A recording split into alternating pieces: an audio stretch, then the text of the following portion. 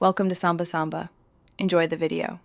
You're starting by ensuring the backup source is available. Connect your external drive or verify your time capsule appears in Finder. Once done, open System Settings or System Preferences and choose Time Machine to view backup status. Make sure backups are unlocked and mounted.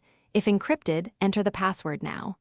Next, switch to Finder and choose Go to Folder if needed. Then click Enter Time Machine or Browse Backups so you can begin locating the specific file you need. You'll now navigate backups to find the exact version. Use the Time Machine timeline at the right to jump to relevant dates or open the backups. BackupDB folder in Finder and follow the folder tree to your user folder and desired path. Once you find likely files, use Quick Look or Get Info to confirm size and modification date. If file names changed, search within a snapshot for keywords. Make sure to pick the correct date before restoring to avoid overwriting newer files. You're ready to restore. Select the file and click Restore to copy it back to its original location. Choose Replace or keep both as needed. If you prefer, drag the file from the backup window to a different folder.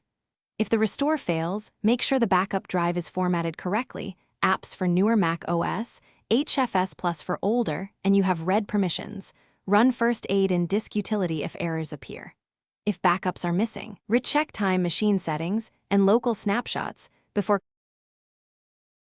Thanks for watching. Consider subscribing if we helped you.